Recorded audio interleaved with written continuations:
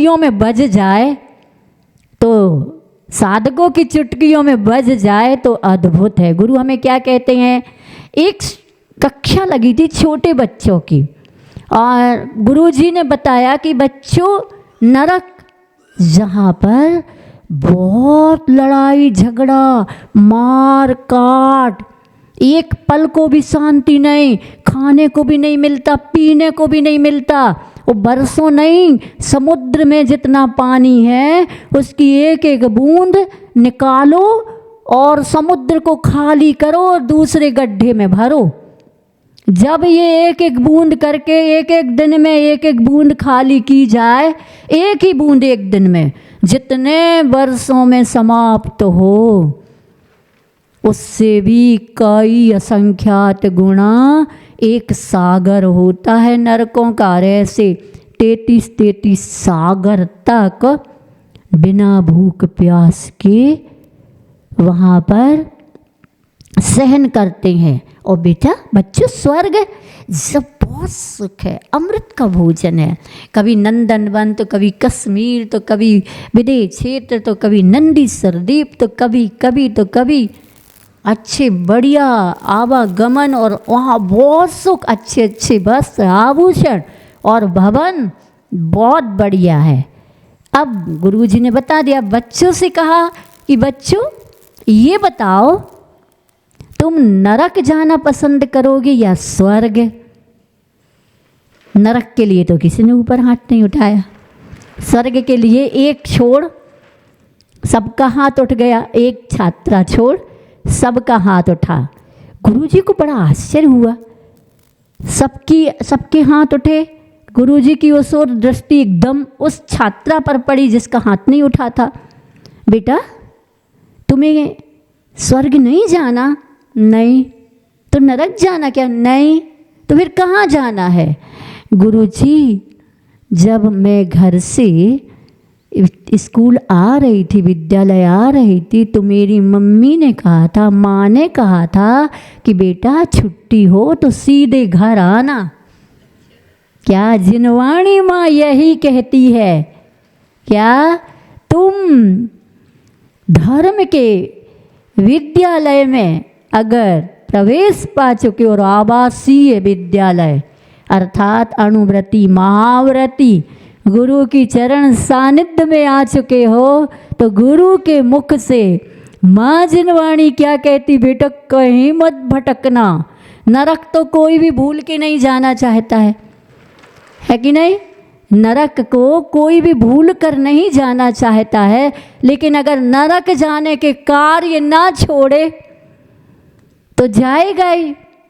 लेकिन साधकों को गुरु ऐसा बताते हैं माँ जिनवाणी की ओर से कि बेटा तुम जब भी यहाँ से आयु कर्म पूर्ण हो, छुट्टी हो, तो सीधे निज घर आना है। इस प्रकार का आपको प्रयास भी तो करना पड़ेगा, अभ्यास भी तो करना पड़ेगा। ऐसे होते हैं गुरु महाराज। सो उन्होंने सब साधकों को यही कहा है, सभी साधकों को, किसी को कम बेसी क्या है कि नहीं। अगर विद्यालय के छात्र छात्रा, कॉलेज के स्टूडेंट्स ये सोचें कि भैया उसको तो अलग से मिलता है और हमें तो मिलता ही नहीं है, यहाँ कंपटीशन प्रतिस्पर्धा, प्रतिशोध की क्या आवश्यकता है? पेपर 100 नंबर का आता है, कंपटीशन प्रतिस्पर्धा किसी कॉलेज के या विद्यालय के छात्र छात्रा या स्टूडेंट से नहीं करनी है। प्रतिस्पर्धा तो किसी से करनी है। सबको बराबर प्रश्न के उत्तर में करने लिखने मिले हैं, तो तुम किसी और से बढ़ने की क्यों कोशिश करते हो? आगे बढ़ जाऊं इससे, ये कोई हमसे आगे न निकल पाए, हम ही इससे आगे बढ़ जाए, ऐसा कंपटीशन या प्रतिस्पर्धा करने की क्या आवश्यकता है?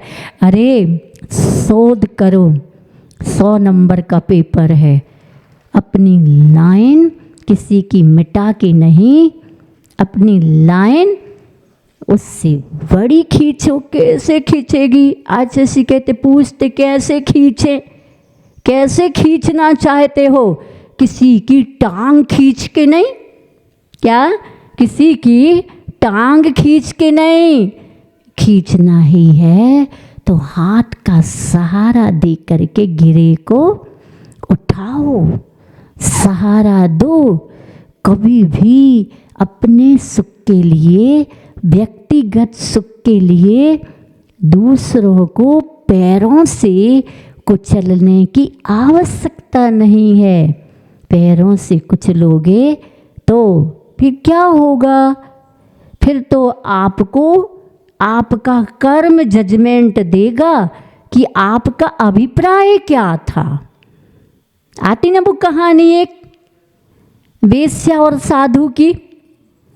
एक साधु घर गृहस्थी छोड़ के साधना रत हो गया और एक वेश्या जो अपने मकान में आने जाने वालों से मिलती, भाग्य से साधु भी उसी के मकान के सामने एक वृक्ष की छांव में बैठकर साधना कर रहा है। वेश्या साधु को देखती है और साधु वेश्या को देखता है। जब साधु वेश्या को देखता है तो सोचता है कितनी सुखी है, कितने लोग आते हैं, इसको कितना धन दौलत और आनंद मिलता होगा। और वेश्या क्या सोचती, मैं कितनी पापिन हूँ, ये साधु कितना पुण्यशाली है, क्या ये साधु कितना पुण्यशाली है, कितना कर्म क्षय करता है, इसका कोई पाप नहीं है। जब जब वेश्या साधु को देखे तब तब वेश्या प्रायश्चित पश्चाताप करे और अपने को पापी कहे। और जब जब साधु की नज़र उस बिल्डिंग पर पड़े तब तक साधु को देखो कैसी, वो तो बहुत सुखी, कितने लोग आ रहे, कितने लोग जा रहे, कितना धन दौलत भर रहा घर, कितनी सुखी होगी। इसी अभिप्राय से वो साधु होने के बाद भी, सुनिए नरक में नहीं, सुनो, दोनों की एक साथ मृत्यु हुई। थोड़ा सा आगे पीछे, पहले साधु की मृत्यु हुई, साधु को स्वर्ग में स्थान मिला। अब सुनते हैं कि स्वर्ग के गेट पर साधु खड़ा है, कोई भी लेने ही नहीं आया। साधु इंतजार कर रहा कि हमने तो सुना था कि स्वर्ग जब जाता है साधु तो उसका बहुत स्वागत होता है, सम्मान होता है, देवता आते हैं और फिर उसको बड़े उससे ले जाते हैं। उसने देखा थोड़ी देर के बाद वही वेश्या भी मर के उसी स्वर्ग में आई जहाँ साधु। जैसे ही वेश्या का जीव वहाँ पहुँचा तो वहाँ पर देवों ने उसका सम्मान किया, बैंड बाजे बढ़िया जय जयकार। तो साधु कहता हद हो गई, मध्यलोक में तो सुना था राजनीति चलती है, लेकिन ऊर्ध्वलोक में भी राजनीति आ गई। जैसे आदि ब्रह्मा आदिनाथ के समूह शरण में मारीच, जब भरत चक्रवर्ती ने पूछा मेरे परिवार में हे भगवान और कौन मोक्षगामी है, तब आदिनाथ की दिव्य देशना में आया कि अंतिम तीर्थंकर महावीर मारीच होगा। वो खड़ा हो गया, अच्छा ये राजनीति कब से, तुम पहले बन जाओ और हमें अंतिम बनाओ, मैं पहला बनूंगा। और निकल जाता है समूह शरण से। अंतिम तो बनना ही था, नहीं निकलता तो फिर भगवान की दिव्य देशना का क्या होता। इसलिए देशना के अनुरूप उसके परिणाम हो गए, देशना के अनुरूप परिणाम नहीं। वहाँ के स्वागत सम्मान करने वाले से दिन रात पाप करती थी, फिर भी इसको सम्मान के साथ अंदर ले जाया जा रहा। मैं दिन रात साधना करता था, फिर भी मेरे लिए कोई भी एक सम्मान के लिए कहने वाला भी नहीं कि अंदर प्रवेश करो, ये तो ठीक नहीं है। तब वहाँ पर कहते हैं उसके संरक्षक बड़े ने आके कहा भैया तुम्हारा तो रिजल्ट बही खाते में ये बता रहा कि तुम साधु थे, लेकिन इसके पाप की अभिप्राय में आपके साधना में दिन रात देखो वो कितनी सुखी।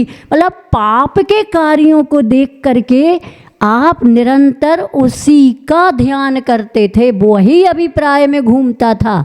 और ये वेश्या जब जब आपको देखती थी तब तब उसके मन में गिलानी आती थी, मैं कितनी पापिन हूँ, मैं कितनी निकृष्ट हूँ, मुझे पाप करना पड़ता है। देखो ये कितना अद्भुत है, महान है, ये साधना रत है। बस इसी से हम नहीं करते हैं, कर्म ही जजमेंट देता है। क्या? कर्म ही जजमेंट। आपकी अदालत नोटों में बिक सकती है, आप अदालत को भी नोटों में खरीद सकते हो। जब तक तुम्हारे पुण्य का उदय है तो अदालतें भी खरीद दी जाती हैं, और आप करोड़ों रुपये भर करके न्याय नहीं देने के लिए आप कुछ भी प्रयास कर सकते हो।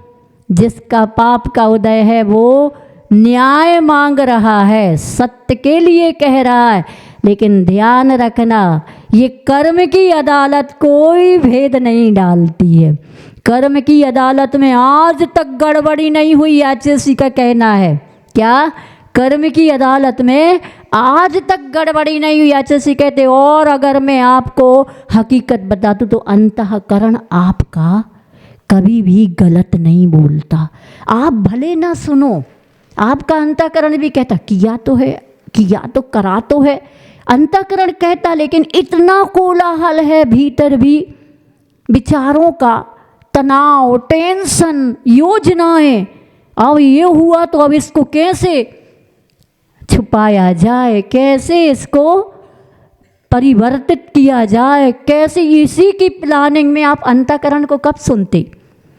तो फिर अंतःकरण को जब नहीं सुनता है तो ये कर्म की अदालत कहती है हम सुनेंगे।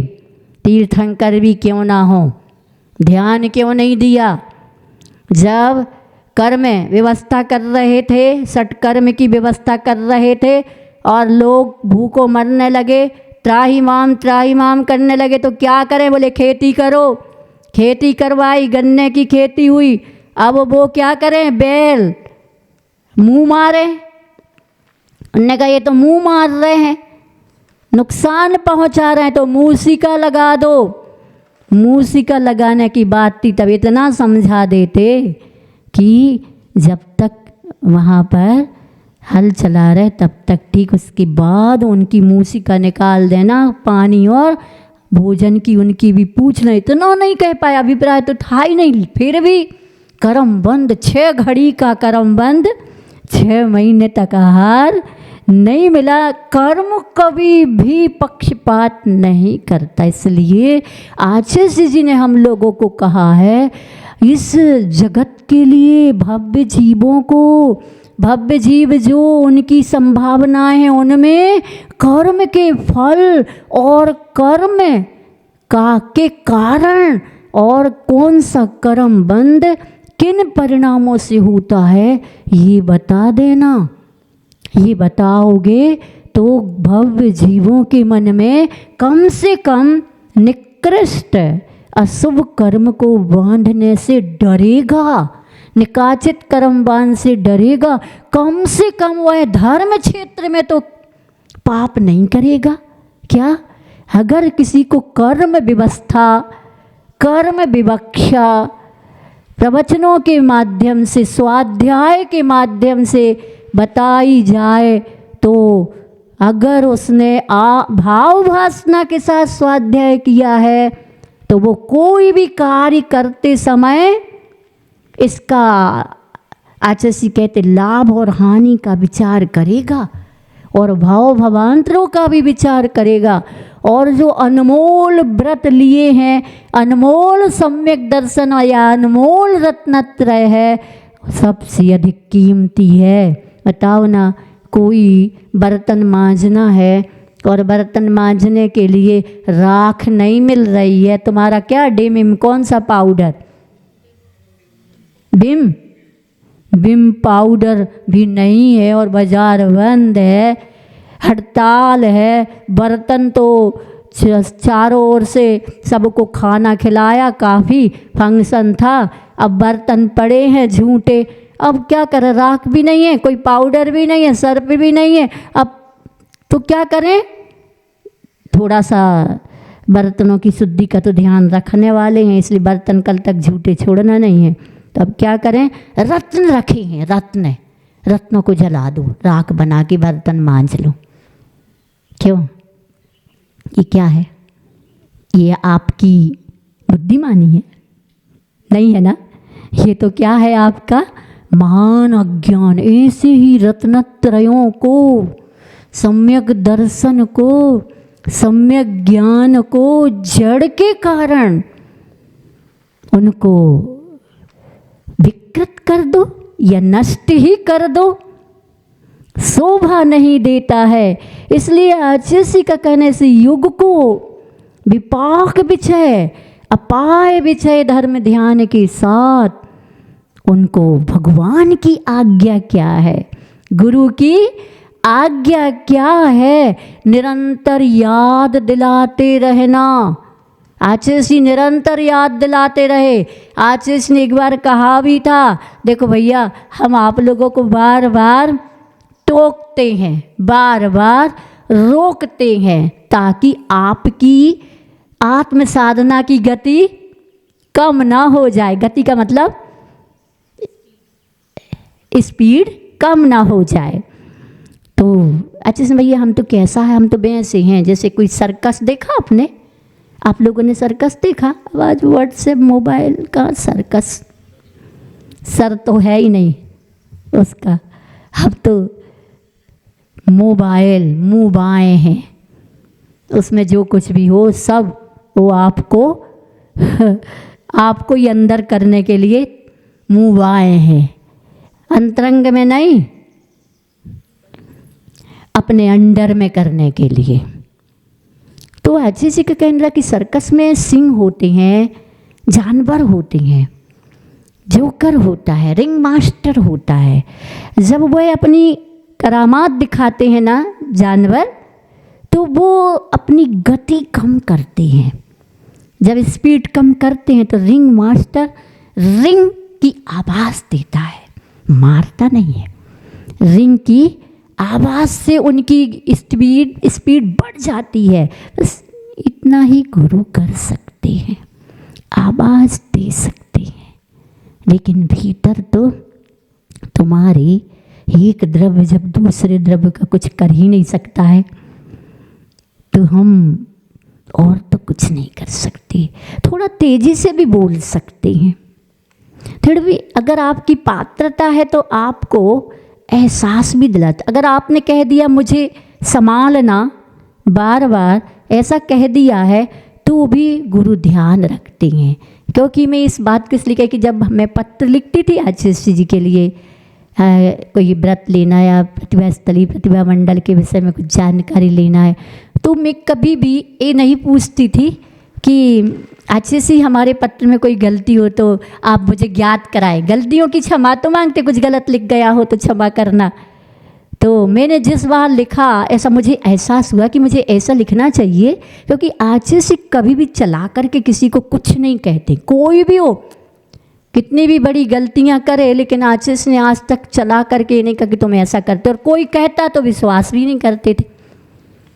क्योंकि आचार्य जी का अपना इतना पवित्रता का, निर्मलता का, रत्नत्रय का उनके जीवन में साधना का पक्ष था कि वो सोचते थे कि जिसको, लेकिन सामूहिक देशना देते थे, सबको ज्ञात करते थे। देखो इस व्रत कैसे महत्वपूर्ण है, व्रतों का पालन कैसा करना चाहिए। ये बहुत भव भवांतरों में हमने ख्याति पूजा लाभ धम्मम भोगणे में तम, अपना नाम हो, अपनी चाह ख्याति हो, पद प्रतिष्ठा हो, हम ही सबसे आगे बढ़ जाएं, हम ही ये करने वाले दिखें कि और किसकी औकात है और किसी की तो औकात ही नहीं है। हम औकात अपनी गुरु को दिखाएं। गुरु को औकात दिखाना तो बहुत बड़ी भूल है, अभिमान है, घमंड है। और गुरु से आगे बढ़ना भी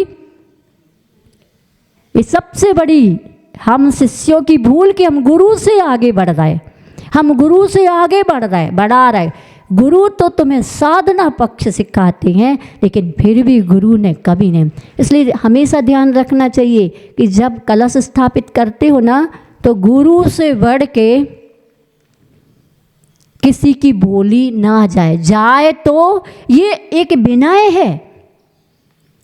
आपने आचार्य विद्यासागर कलश रखा, आचार्य ज्ञान सागर जी कलश रखा, रेक कलश रखे, तो हमें गुरुओं का सम्मान ध्यान रखना है। ऐसा नहीं होना चाहिए कि किसी का शास्त्र बोली रखी, गुरु जी के लिए शास्त्र देना है, तो किसी की जो छोटे उनकी अधिक हो जाए और जो बड़े हैं उनकी छोटी हो जाए।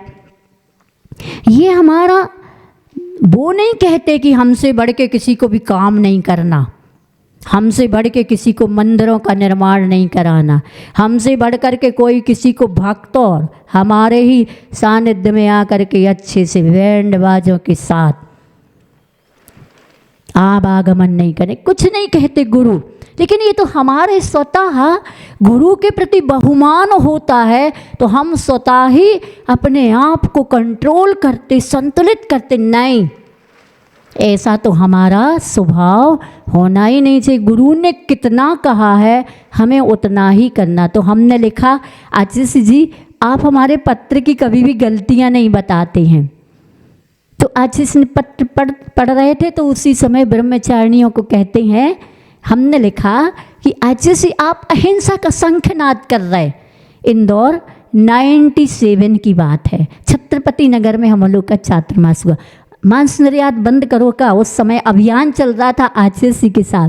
तो हमने कहा आशीष जी आपने तो मांस निर्यात बंद करने का अभियान का शंखनाद किया है, अब हमें मालूम है कि शंखनाद कैसा लिखा जाता है, लेकिन हमने खा के स्थान पर का लिख दिया होगा और मैंने दोबारा देखा नहीं जल्दी में। तो आशीष ने कहा उसको कहना शंखनाद होता है, शंखनाद नहीं होता। और वो कह, आशीष ने दूसरी बात कही, वो जल्दी लिखती है ना, फिर दोबारा शायद पढ़ नहीं पाती होगी, पढ़ती नहीं होगी दोबारा, इसलिए। तो कितने उससे आशीष ने कभी कितनी हम गलतियां करते होंगे, मिस्टेक करते होंगे, लेकिन नहीं बताई। हमने लिखा तो अवश्य बताई। तो ऐसे आचार्य भगवंत हमें हमेशा कहते इधर उधर मत देखना, आकर्षण में मत पड़ना, अपने को शिविरों के चक्कर में नहीं पड़ना हम लोगों को। क्योंकि हम लोग 94 का जब चातुर्मास जबलपुर में हुआ, तो जबलपुर में ये हेमंत काला, भरत काला, ये लोगों का भाव था कि माता जी आपके सानिध्य में हम शिविर लगाना चाहते हैं। तो आशीष जी ने कहा नहीं, अपने को हम लोग को आशीष ने कहा आप लोगों को प्रवचन भी ज़्यादा अधिक नहीं देना है, तत्व चर्चा भी अधिक नहीं करनी, चर्चा में सिर्फ चर्चा ही होती है।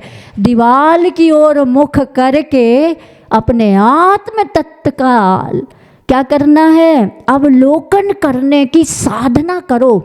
हमसे कहा देखो अध्यात्म तो जीवन में आज पूर्ण नहीं आ सकता है, तो कम से कम अध्यात्म की भूमिका तो बना सकती हो।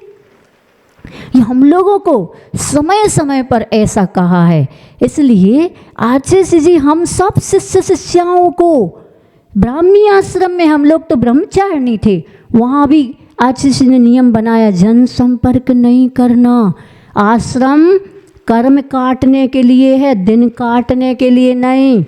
मतलब आशीष को हमने अधिकार दिया तो उन्होंने अधिकार के साथ हम लोगों को भी संकेत दिए। तो ऐसे हम सभी के आचार्य भगवंत तो ऐसे कमल की तरह जिन वाणी की, जिन शासन की उस गंध को, सुगंध को, उस खुशबू को हम सबकी नासिका को तृप्त करते रहे, आत्म तत्व को भी, मन को भी तृप्ति मिलती रही। ऐसे आचार्य भगवंत के लिए जिन्होंने हमें कहा है कि ना नरक ना स्वर्ग के द्वार खोलना है, न नरकों के द्वार खोलना है, हमें तो अपने आत्म तत्व के द्वार खोलना है। सो आज की इस देशना को योगेश अलीगढ़ भी सुन ले, भविष्य में हम बताने वाले हैं। जिन्होंने अभी आचार्य जी के लिए भी बहुत बुरा कमेंट्स किया है, मैं और उन्होंने ब्रह्मचारिणी रेखा और के लिए भी कमेंट्स किया है। मैं समय मिलने पर उनको भी आगम से जवाब दूंगी और वही जवाब दूंगी जो हमारे आचार्य जी का दुनिया में हकीकत है, कोई ख्वाहिश नहीं। आचार्य विद्यासागर का दुनिया में कोई जवाब नहीं, वो लाजवाब लाजवाब लाजवाब।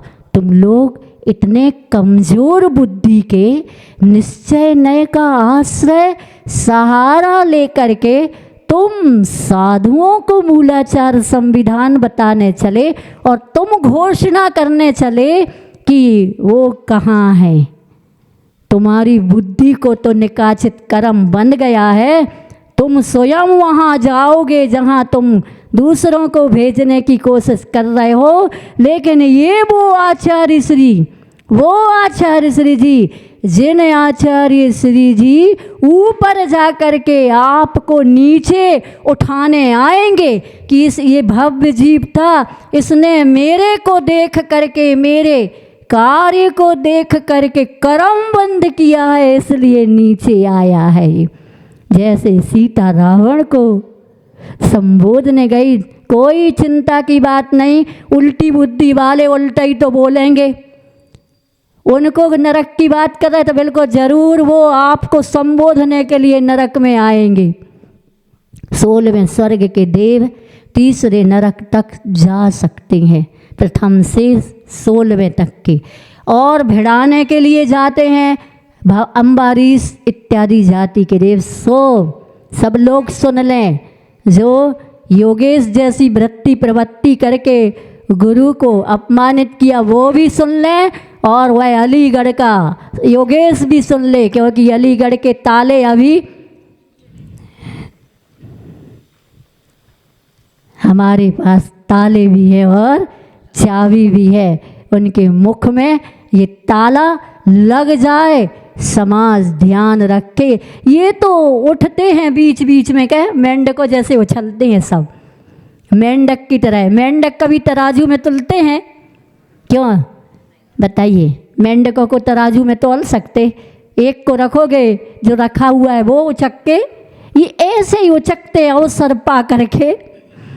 आगम क्या पढ़ लिया, आगम की 2-4 गाथाएं क्या सीख ली, सब उचकने लगते हैं और महान गुरुओं को तौलने लगते हैं। तुम क्या तौलोगे, तुम तो खोलोगे। तुमने तो ऐसा ठेका ही ले रखा है कि कोई आगे जा नहीं सकता और कोई आगे बढ़ नहीं सकता, और आप दूसरों की बढ़ती को देख भी नहीं सकते थे, और जितनी बढ़ती हुई है आप उसको भी कम करने में लगे हो।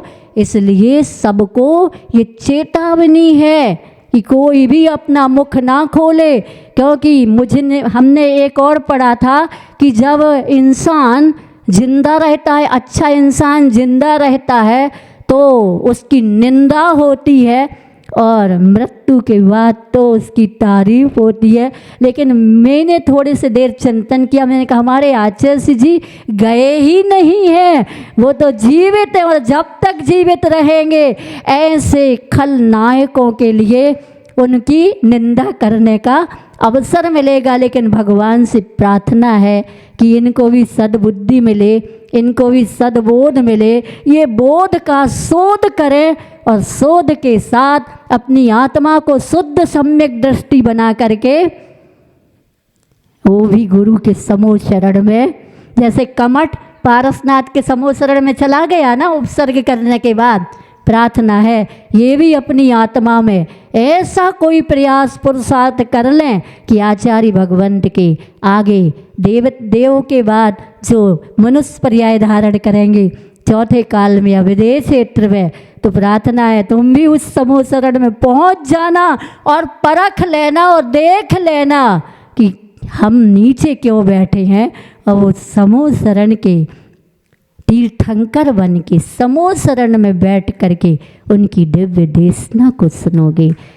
और भी आगे मैं कहती रहूँगी, तो सम्यक दृष्टि जीव इंद्रपद पाते हैं। इसी भावना के साथ बोले भगवान महावीर स्वामी की, संत श्रोमणी आचार्य भगवंत गुरुदेव श्री विद्यासागर जी महाराज की, गुरुनाम गुरु श्री ज्ञान सागर जी महाराज की, आचार्य भगवान श्री समय सागर जी महाराज की, 3 काम 9 करोड़ मुनि राजों की।